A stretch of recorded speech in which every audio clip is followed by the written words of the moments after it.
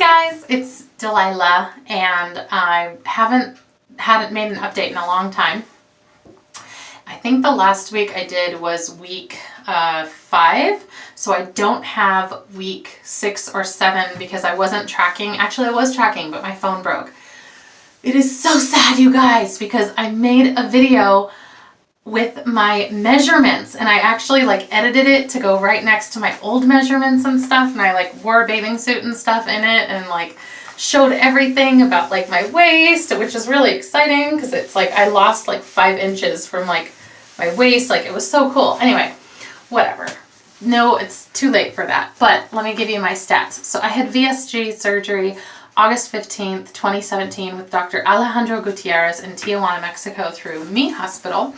And my high weight was 250. My surgery weight was 231. And then let me give you the stats beginning with week 8.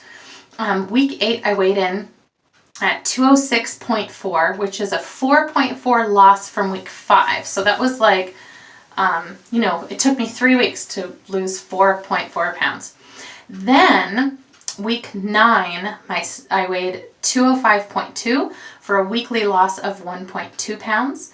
Week 10, I weighed 200.4 for a weekly loss of 4.8 pounds.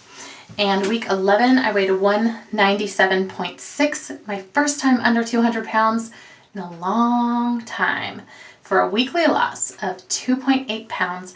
And then on week 12, which technically is tomorrow, but I'm just getting a head start because I'm so late posting these videos usually, is 194.4. That was today, for a weekly loss of 3.2 pounds. So overall, I am down 57.6 pounds from my high weight, and then since surgery, 36.6 pounds in 12 weeks. That's amazing, and I'm so happy about it. And I also have to tell you, I've noticed the things about this surgery that are really hard, and I can tell how easy it would be to gain weight, and I can tell the things about the surgery that are easy and amazing, and where do I begin? Okay, let me just start with these 2 topics today.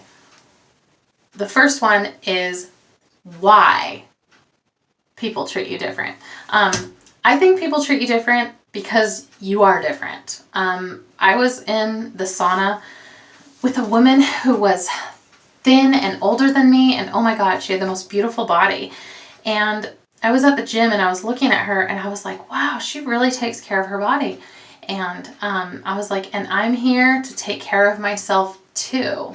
And I just felt the same as her. And I just was like, I can totally spark up a conversation with this woman, because why wouldn't I? We are both at the gym taking care of ourselves, hanging in the sauna, nude, trying to have female time. But I have to tell you, I noticed about myself that I just was acknowledging that part of me probably in the past would have felt so shameful. Me, I'm the barrier.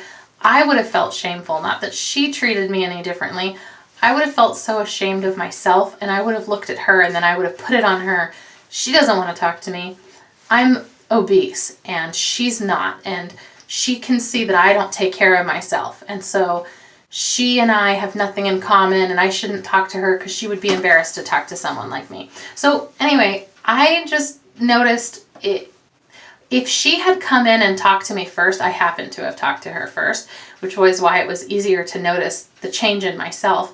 But if she had come in and talked to me first, I would have said it wasn't because I now weigh 36 pounds less. I mean, I'm still obese right now. I'm not even in the overweight category yet. I'm quotes with all of these fingers.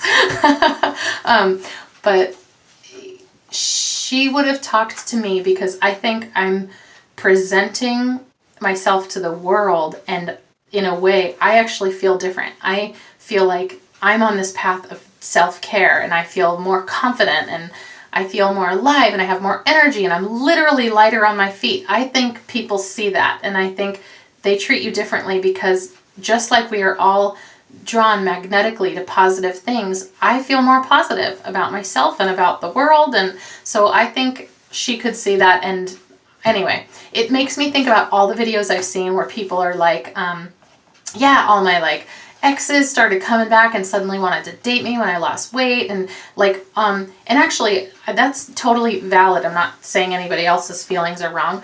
However, I'm saying for me personally, yes, I think we are attracted to positive people who are taking care of themselves, who are on the up and up, and I'm that way. I'm attracted to like men and women for friends, or more, like who are, I'm not attracted to women for more, okay, whatever. Anyways, I'm saying for relationships of all kinds, I'm only attracted to people who are, you know, on the up and up in life. And so now I feel like I'm doing thousands of times better than I was before surgery, still trying to learn, still trying to better myself, still trying to figure out life and who I want to be and how I relate to everything in this world. But like, as much as I can figure out, at this moment, all I can tell you is it's way better than where I was before surgery. This has definitely been life-changing. So I don't blame people if they treat me differently. I don't think it means that they're shallow or that they never saw who I was when I was heavier. I think that they're attracted to me because I feel better. That's that. Okay, the second thing I want to talk about is something that's been interesting is I have less, as we know, I have less attraction to food. We know that happens because of surgery. But one of the things I didn't expect is a side of that too, is I just like, even when I want to enjoy food, I can't fully enjoy it. It has been a little tough and I'm still kind of trying to navigate that. Like even with my baby bites and like the meals that I like to eat, it's just that knowing that really full feeling is like right around the corner, that like uncomfortable fullness gives me a little bit of like anxiety, and it's hard to just like sit with friends and like relax at a meal. And food that I like, that I eat, really healthy food. I mean, like I made spaghetti squash for my son, and then we picked some like kale from the garden and stuff.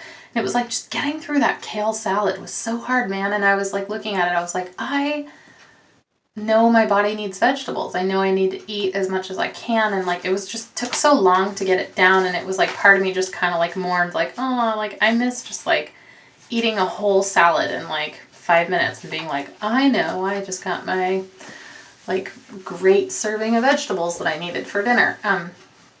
So that's been kind of weird. And then also I have to tell you, like, I have definitely noticed some of the things, like my hair is like very thick, so it's hard to like make this argument, but the hair loss is real. Like I have definitely had a lot of hair loss. I actually have product in my hair where I'd run my hands through and like show you how much comes out when I just like, when my hair is just like soft. If I pull my hands through my hair, it's like, whoa, like, so I've got to step up my game on the vitamins because I've been really busy. A lot has been going on here. I live in Sonoma County, so we had the Sonoma County wildfires in early October, and that like impacted my whole life. I wasn't even a victim of anything, but it just was insane how much it impacted our life. I mean, like my son's school was closed down because it was an evacuation center, and we had people staying on our, like 5 different people staying on our couches over like the last month because they were displaced. And I mean, there's just like a lot of changes because of that fire. It was really intense. So that's part of the reason I haven't been tracking. I've been a little distracted because I've been taking care of some other people, but I'm kind of getting back on track with like writing everything down, tracking my weight. One of the things that has been working really well for me, I like Dr. Eric Berg, is I've been doing very high fat, but like healthy fat. So as you know, I think I've said this a couple of videos now, but like I really don't like the synthetic forms of protein. I've decided, like the protein isolate, and like a lot of the stuff that's in the drinks that you can have. And I know that's a really easy way for a lot of bariatric patients to get their protein, but I have been doing lots of high protein nuts and then really healthy high fat. So like I'll eat half of an avocado like in the morning or in the afternoon. And then I've been eating a lot of nuts, like I've been eating hummus. That's like a bean. I've been eating hummus, but I'm trying to think of all the protein things. Pumpkin seeds, sesame seeds, sunflower seeds, and not even the ones that you have to like crack in your mouth, but just like from Trader Joe's, a huge bag of just like raw sunflower seeds.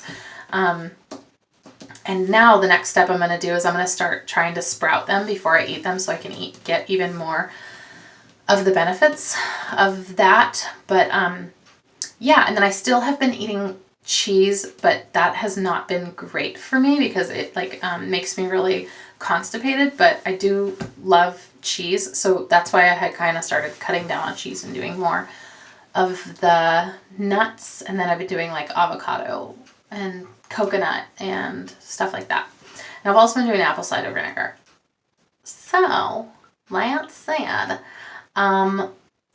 I have been watching so many people's videos and have been really inspired, and I'm kind of like obsessed with comparing statistics, but not in a way that's like competitive, or like I'm not trying to keep track of anybody else's statistics. I guess what I'm just curious about is I'm really curious about overall the weight loss community, the bariatric surgery weight loss community, overall how people do over time. So that has kind of got me looking at other videos, specifically knowing that there's like some statistic out there that 50% of bariatric patients gain their weight back 5 years after surgery.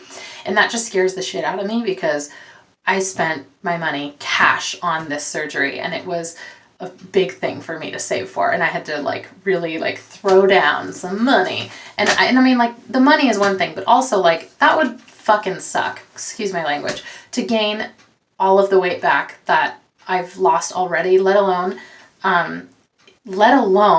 where I want to be, like actually in the healthy weight range. Like I will settle, I don't know where my body's going to settle, but within the healthy weight range, like just get me there and I'll be happy.